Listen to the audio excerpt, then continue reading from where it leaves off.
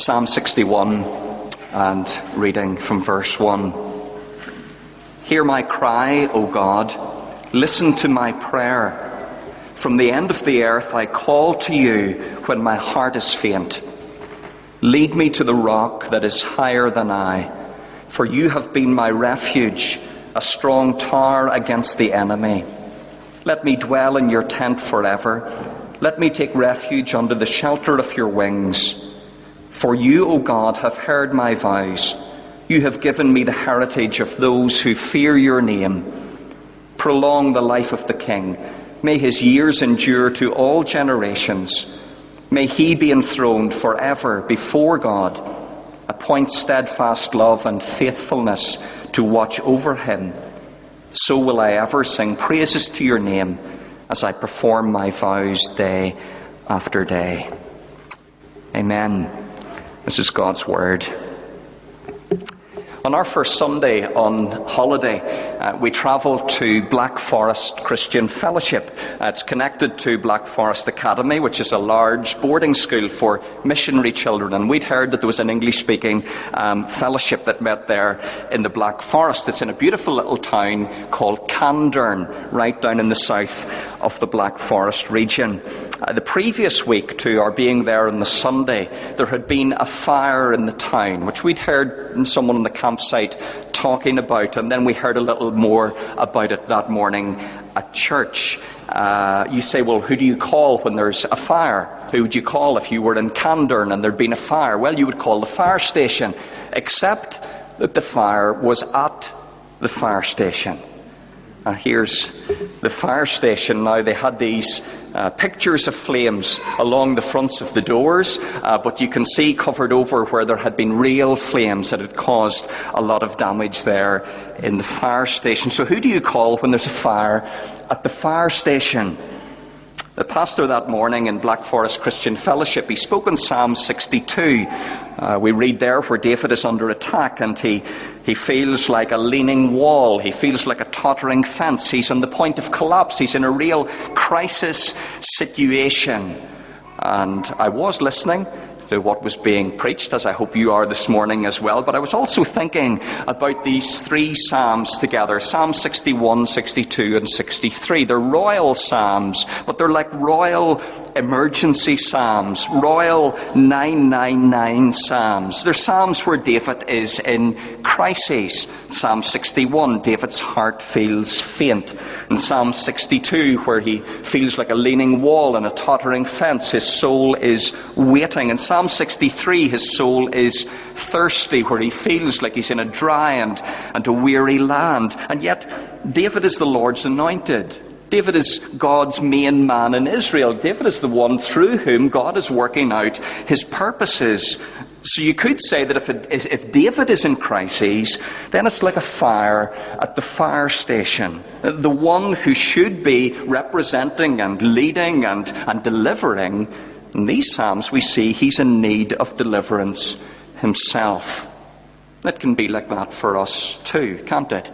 As God's people, his church, the ones who should be doing the representing and the leading and being God's agents of deliverance, proclaiming the good news of his gospel in the Lord Jesus and being agents of his deliverance in the lives of others.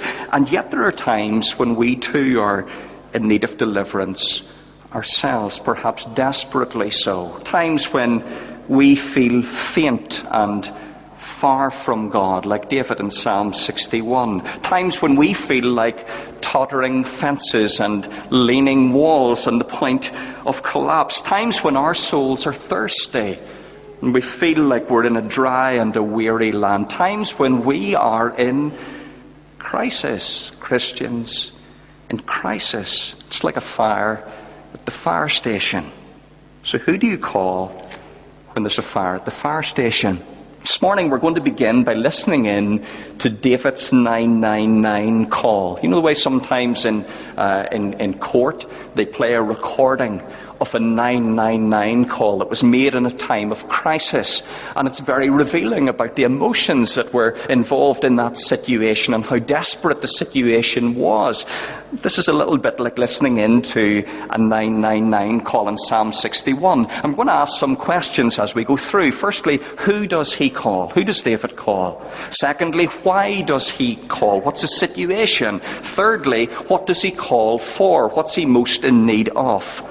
Fourthly, on what basis does he call? How can he call for this? And finally, then, what's the outcome? So firstly, listening in, who does he call? Verses 1 and 2. Hear my cry, O God. Listen to my prayer. I call to you. Well, you don't have to be Sherlock Holmes or even Watson to work that one out. It's elementary. He calls on God. It's obvious. David is crying out to God. But why does he call? Verse 2 gives us the first reason. From the end of the earth, I call to you. So here's David, and he's either at the North Pole or the South Pole. He's at the end of the earth. Well, you know that he's not at the North Pole or the South Pole. They hadn't been discovered yet, but he feels as if he is at the end of the earth. He feels so far from God. From the end of the earth, I call to you. I feel so far from you. It's possible that he may be physically far from Jerusalem. We don't know. But this cry is more about spiritual distance and emotional distance. He feels far from God. From the end of the earth, I call to you.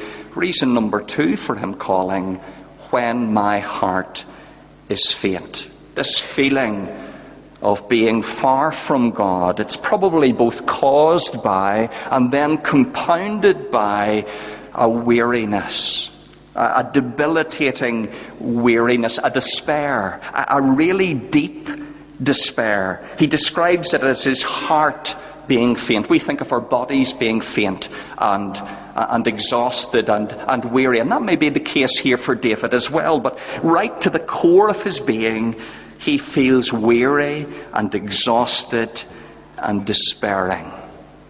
His heart is faint. Now, we don't know what exactly has caused this weariness, this despair. But we get a sense here as we listen in to this 999 call that this is real. This is painful. This is serious. So, hear my cry, O God. Listen to my prayer. From the end of the earth, I call to you when my heart is faint.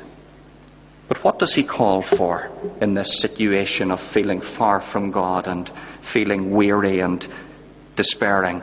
Verse 2 is the first part of what he calls for. He says, lead me to the rock that is higher than I. So here's David. He's feeling far from God, and so he cries out for the presence of God, to be with God, to be near to God, to be in God's presence, that he would not only know God's presence, but he would experience God's presence. So he calls for the presence of God. David feels weak and exhausted. So he cries out for not God's presence in some sort of light, fluffy, just warm, subjective way, but in a solid way, in a strong way, in a powerful way. You could say he's calling out for God's powerful presence. Lead me to the rock that is higher than I. What I most need in my circumstances of feeling far from God and weary and exhausted and despairing, I most need your powerful presence. Lead me to the rock that is higher than I. Let me dwell in your tent forever. Now, we had to get to camping sooner or later after us spending 3 weeks under canvas. And this is it. This is the only camping reference, I think, this morning. I was reading an article through the week on the BBC website, and it was extolling the virtues of camping. for those of you who prefer hotels and namby-pamby, things like that, and aren't into sleeping out under canvas. It was saying how sleeping in a tent resets your natural body clock. Believe it or not, it's supposed to reset how we should go to sleep and how we should wake up. So you go to sleep when the sun sets and you wake up when the sun rises. Obviously, this person has never slept in a tent. At least not with 3 excitable children who want to stay up later and later, and they certainly haven't slept on our camping mats. But anyway, you're lucky if you get any sleep. But it's not to do with camping. David here is not longing for a tent in a kind of spiritual camping retreat setting to reset his natural body clock or even his spiritual body clock.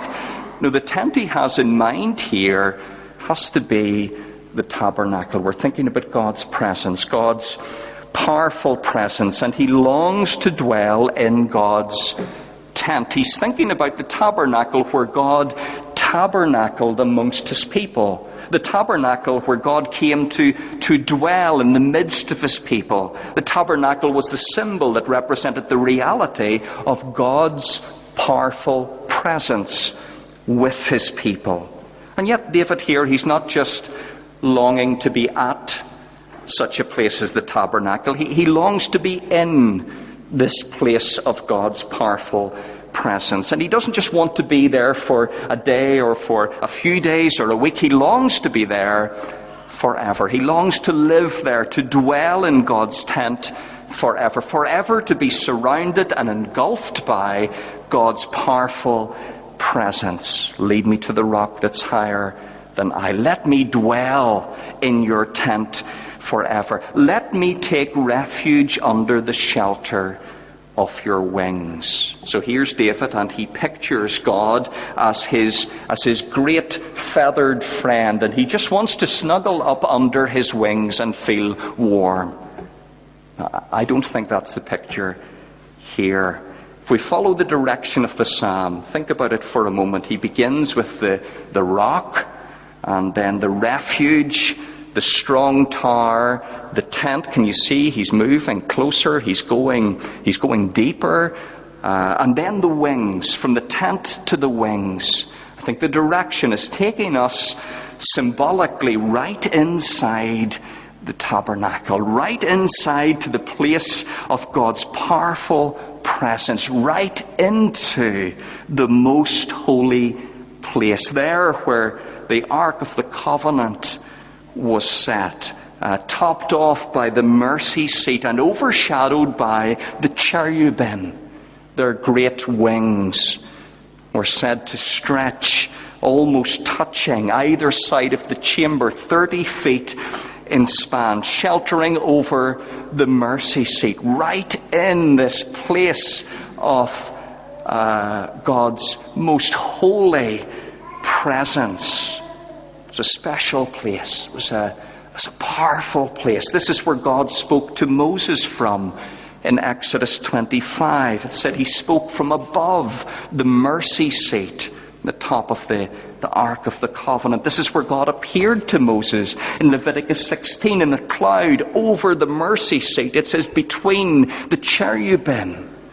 This is where the blood of the sin offering was sprinkled inside the veil, over and in front of the mercy seat and beneath the wings. This is where God is pictured in the psalm we read at the beginning this morning, Psalm 99. God is reigning supreme. He sits enthroned upon the cherubim. So here's David in his feeling distant from God, in his weariness and despair, and he cries out for the powerful presence of the supreme, sovereign, saving God.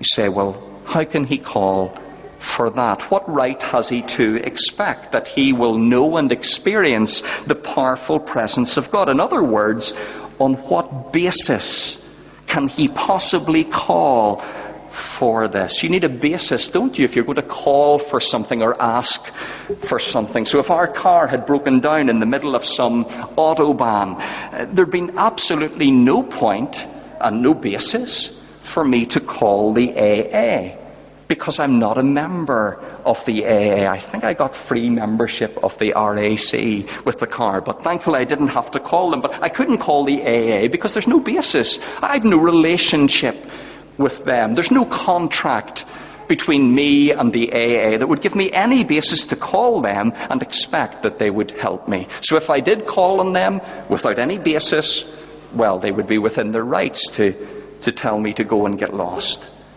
So what makes David so sure that God's not just going to tell him to go and get lost? You've no basis for calling on me for my powerful presence. What's his basis for calling on God? Well, listen to the call, verses 2 and 3.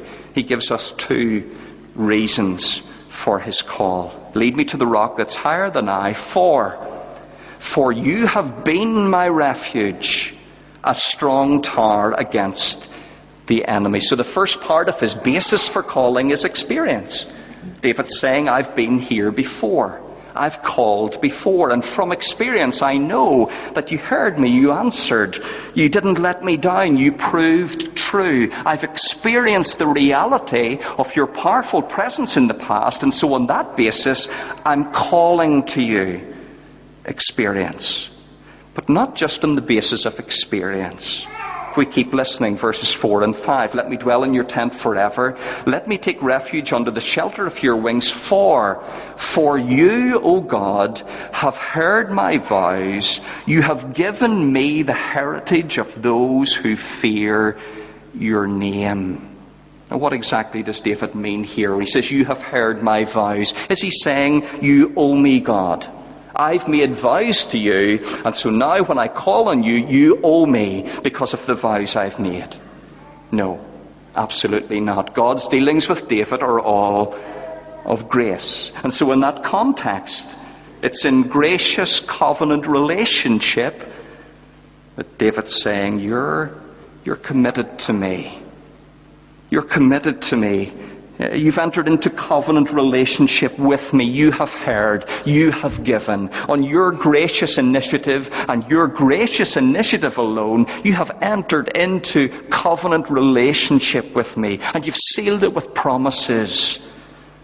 Now here's David calling out to God for his powerful presence to enter into the special covenant place where there's mercy and acceptance and relationship. And David pleads this covenant relationship before God. He reminds God of the promises that he's made.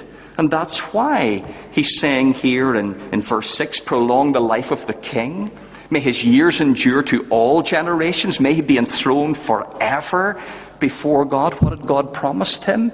2 Samuel 7, your house and your kingdom shall be made sure forever. Your throne shall be established forever. And David's saying, now God, be true to your word. Be true to your promises. Be true to your covenant. And on the basis of that special covenant relationship that you've entered in with to me, hear my cry.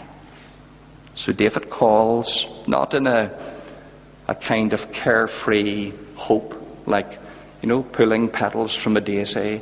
He loves me not.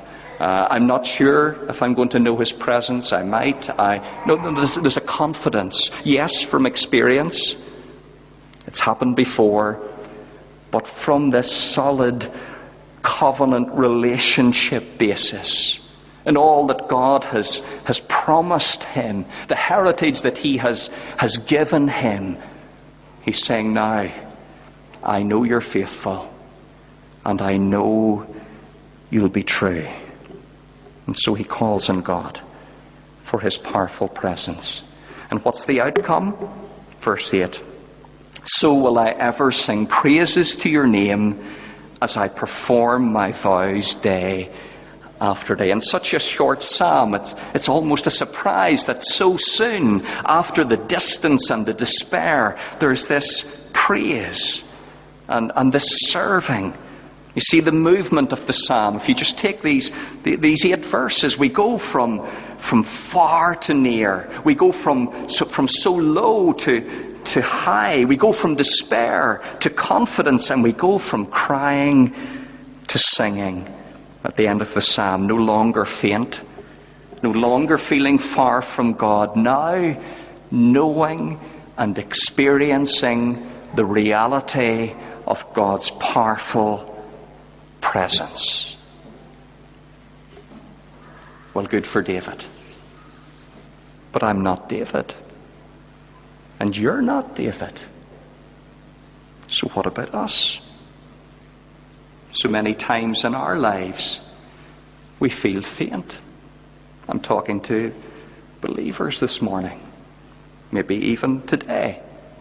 Maybe even in present circumstances, we feel faint. Maybe physically in our bodies we feel faint and weary and exhausted. But maybe in our hearts we feel faint, even despairing. At those times, I know, we feel far from God. So can we sing this psalm? Can this psalm be for us? Can we too call on God? In those times that we feel faint and far from God, when we call on God, can we too know and experience God's powerful presence? Well, it'd be very easy for me to say, well, yes, of course. But on what basis? On what basis can we sing this psalm? On what basis can we call on God and know and experience His powerful presence? Let me say really clearly this morning, the only basis on which we can call on God and both know and experience God's powerful presence is Jesus. And Jesus alone. You see, we've heard David singing the psalm. But before we bring the psalm to us, we need to hear Jesus singing this psalm. Let's listen. Let's hear Jesus singing this psalm. As he sings this psalm, he's not just feeling far from God, not just feeling far from God. He is far from God. He's despised and he's rejected. As God's wrath that I deserve falls on him. And as he sings this psalm, he's not just fainting. He's dying. He's nailed to a cross. He's dying for me in my place. And as he sings this psalm, he's not just entering inside an earthly veil. He's passing through the heavens. He's entering into the most holy place. Once and for all, for my sin, he's sprinkling the mercy seat with his blood. And he's securing my eternal redemption. And God doesn't just prolong his life. God raises him to life. God exalts him and enthrones him forever as King of Kings and Lord of Lords. And now with the veil torn from top to bottom, God's powerful presence has been opened up for all who will believe, for all who by faith alone trust into Christ alone. And if that's you this morning, then on the basis of Christ and Christ alone, you can enter in. You can call out. When you feel far from God and you feel weak and weary and despairing and exhausted, and enter in and know and experience, not just subjectively, but objectively, his acceptance, forgiveness, his strength, his peace, his grace, his blessing, on the basis of the new covenant that's sealed by the precious blood of Christ. And on that basis, and that basis alone, when I am faint, and when you are faint, and that's maybe today, it's maybe this morning, we're feeling far from God, we can call on him. Lead me to the rock that's higher than I. You see where it starts? It starts with me low.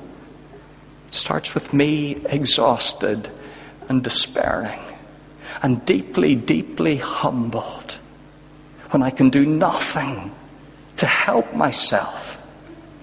By God's grace, I can cry out to him, lead me to the rock that is higher than I. Let me dwell in your tent forever. Let me know and experience your powerful presence.